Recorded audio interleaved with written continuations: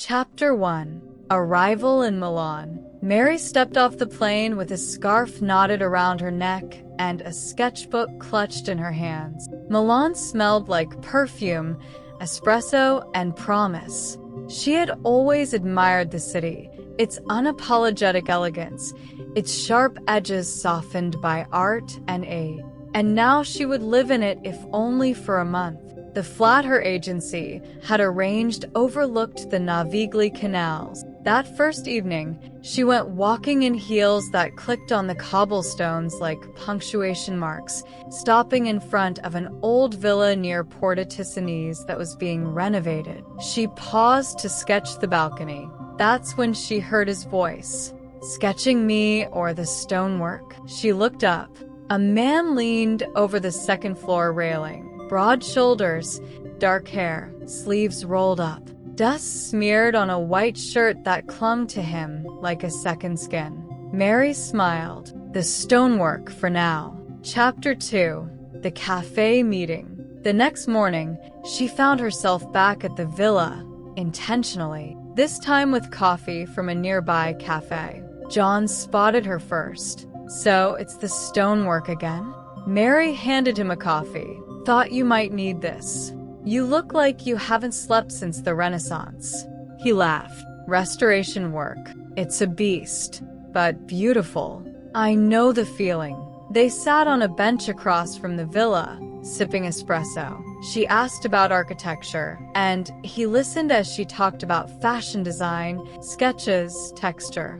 Their words built a rhythm, their silences even more intimate. Before leaving, he touched her hand, brief, soft. Dinner, he asked. Only if you let me sketch your hands next time. Chapter 3. Il ristorante rosso. John took her to Il Ristorante Rosso, tucked away near Brera. Candlelight flickered against stone walls. Red velvet curtains separated their table from the rest of the world. Mary wore a silky black dress that brushed her thighs like whispers. John looked at her like he was already imagining the fabric pooling on his floor. They spoke about Rome and London, dreams and disasters. Between courses, their fingers tangled beneath the white linen tablecloth. You know, she said, leaning closer, we're dangerously compatible. His eyes didn't leave hers.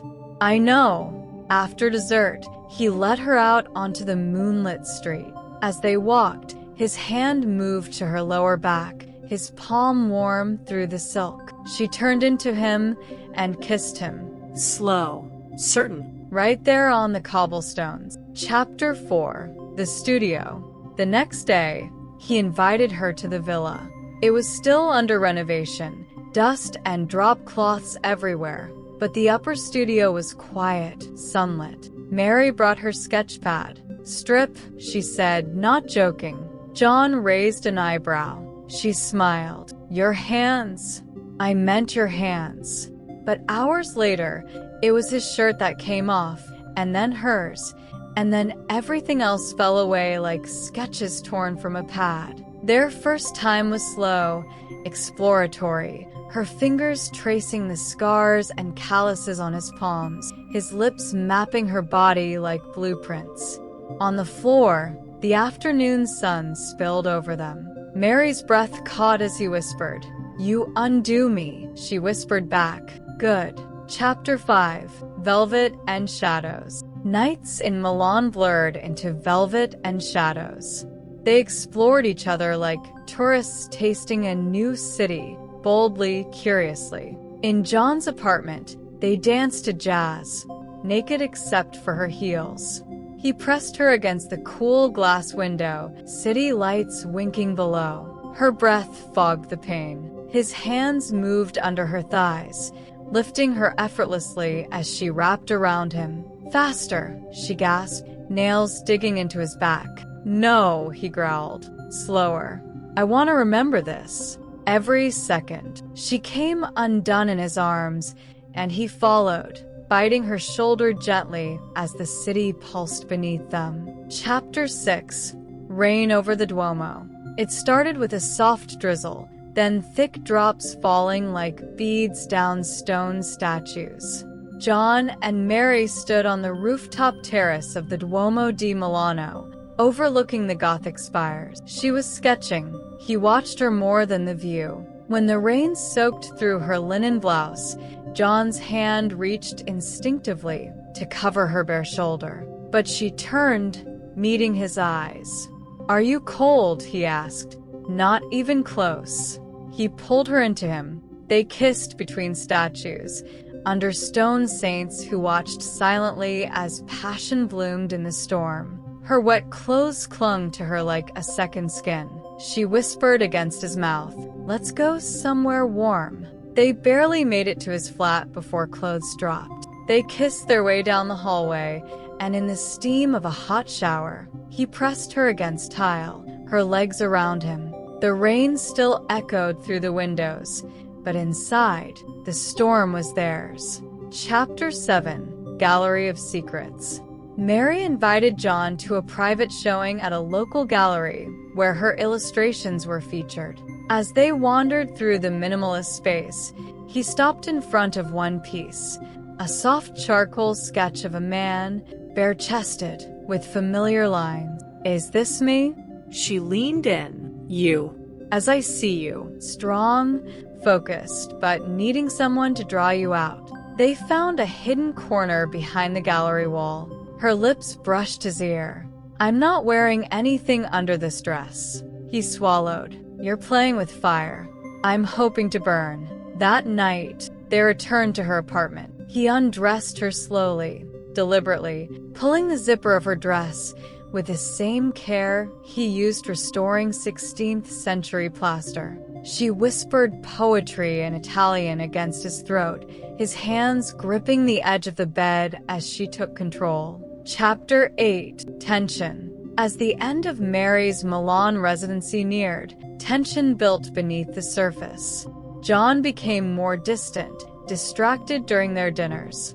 She noticed texts he didn't explain. One night, she asked, "Are you pulling away?" He looked up slowly. "I got a call. There's an offer. A firm in Tokyo wants me. Long-term contract." Her heart dropped. "And you weren't going to tell me?" I didn't know how. Silence filled the room. She gathered her coat, eyes shining. "You're not the only one afraid of goodbye." That night, she didn't sleep. Her body still hummed with the memory of his touch, but her heart felt like a sketch left in the rain, blurred and half-erased. Chapter 9: Letters Unsent. John sat alone in the villa studio, surrounded by blueprints and silent. In the corner, a sketch of his hands Mary had left behind. He began writing her a letter, then another, each one confessing what he couldn't say aloud. "I love how your fingers move before your words do. I love the sound you make when you're about to fall apart in my arms. I love how you made this city mean more than stone and shadow." But none of the letters reached her. Mary, meanwhile, wandered through Galleria Vittorio Emanuele II, lost in crowds, lost in thought. She wanted to be angry, but she was mostly sad. That night, she opened her sketch pad and drew his eyes. Just his eyes. As she remembered them when they undressed her with reverence. Chapter 9: Letters Unsent. John sat alone in the villa studio, surrounded by blueprints and silence. In the corner, a sketch of his hands Mary had left behind. He began writing her a letter, then another, each one confessing what he couldn't say aloud. "I love how your fingers move before your words do. I love the sound you make when you're about to fall apart in my arms. I love how you made this city mean more than stone and shadow." But none of the letters reached her. Mary, meanwhile, wandered through Galleria Vittorio Emanuele II, lost in crowds, lost in thought. She wanted to be angry, but she was mostly sad. That night, she opened her sketch pad and drew his eyes. Just his eyes. As she remembered them when they undressed her with reverence. Chapter 10: Reunionati la Scala. Her final week, she bought a single ticket to La Scala, the opera she and John once talked about attending together. As the overture began, she felt a shift, a whisper behind her. Is this seat taken? She turned. He was there, in a dark suit, holding a red velvet box. She blinked. John, I didn't take Tokyo. I couldn't. Not without you. He pressed the box into her hand. Inside, a silver charm of a pencil crossing a chisel. Whatever we build it together. After the show, they didn't go back to her place or his. They found a boutique hotel tucked into a quiet piazza. That night, their reunion was unrestrained. He knelt before her, kissed her thighs like scripture. She rode the crescendo of his devotion until dawn found them tangled, sweaty, and smiling. Chapter 11. Midnight Sketches. The boutique hotel's sheets were tangled, their skins still warm from hours of rediscovery. John watched Mary sketch him again. You really can't stop drawing me, he teased, tracing her bare thigh. I don't want to forget how you look when you let yourself go. He rolled over, pinning her gently beneath him. Then let's give you something unforgettable. What followed wasn't hurried. It was reverent. He took his time, learning her anew, worshiping every sigh, every tremble. She arched beneath him as he whispered things he hadn't dared before. You're mine. You're everything. Don't leave. And when they finally collapsed together, tangled and breathless, the only sound was the soft scratch of her pencil sketching the afterglow. Chapter 12. Leaving soon. The countdown to Mary's departure ticked louder each day. Their time became urgent, days filled with small escapes, nights heavy with need. They spent an afternoon on the rooftop of Terrazza Aperol, watching the Duomo spires glow. He fed her olives with his fingers. She kissed salt off his knuckles. Later, they walked through Parco Sempione, where they found a hidden grove. She pushed him gently against a tree, her fingers already working his belt. I want you here. Now. He didn't resist. His hands lifted her, her legs wrapped around his waist, and they moved in rhythm with the rustling leaves and the hush of passers-by far away. Afterward, they stayed pressed together, breathing hard, as though they could inhale time and slow it down. Chapter 13. The Gift. On her final full day, Mary handed John a wrapped portfolio. Inside, a collection of charcoal illustrations. Each moment they'd shared, her eyes through his hands on her hips, them on a rooftop, in the rain, on a bed lit by candles. This is everything, she said. Everything I couldn't say out loud. John's eyes burned. He touched the page of her riding him in shadows, her mouth open in ecstasy.